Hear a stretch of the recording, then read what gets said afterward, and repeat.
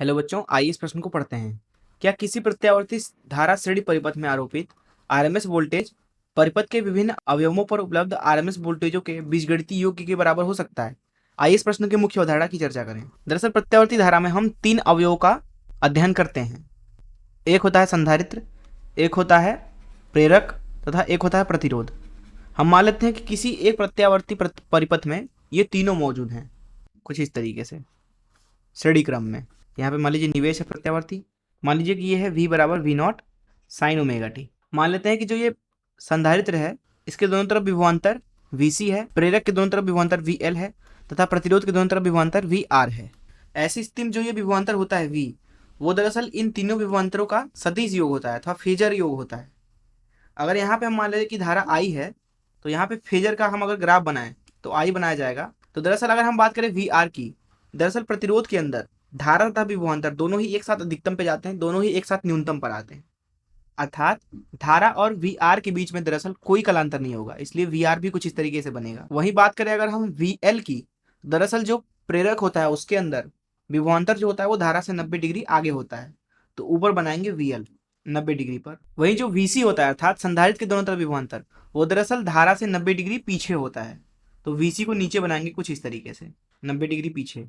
अब निर्भर करेगा कि VL ज़्यादा है अथवा VC ज़्यादा है, उसी तरीके से हम यहाँ पे आगे का कदम उठाएंगे।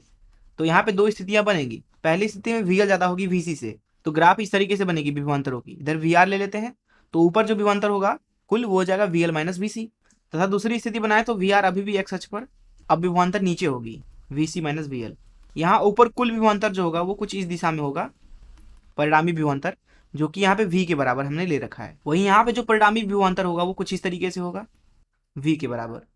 अब जो ये दोनों ग्राफ हमने बनाया है फेजर के नियम से, दरअसल ये हमने ग्राफ बनाया है किसी भी t समय पर मौजूद विभव के लिए, पर ये ग्राफ दरअसल सही होता है आरएमएस विभव के लिए भी। अर्थात यहाँ पर अगर स्थिति 1 और स्थिति 2 को बनाएं, इसको स्थिति 1 ले लेते हैं, इसको स्थिति 2, तो किसी भी t समय के लिए x अक्ष पर विभवांतर के दोनों तरफ विभव और y अक्ष पे होगा VL माइनस VC।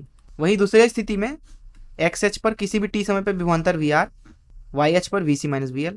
दरअसल ये ग्राफ को कुछ इस तरीके से भी बनाया जाता है। ऊपर की तरफ XL माइनस XC, XL है आपका प्रेरक का प्रतिघात, XC है संधारित्र का प्रतिघात, और इधर नीचे लिया जाता है प्रतिरोध। वहीं यहाँ पे इसको लिया जाता है x अक्ष पर प्रतिरोध, y अक्ष पे ले लेंगे XC माइनस XL। जो यहाँ का परिणामी होता है वो दरअसल होता है Z के बराबर। इसी तरीके से ग्राफ को हम दरअसल कुछ इस तरीके से भी बनाते हैं।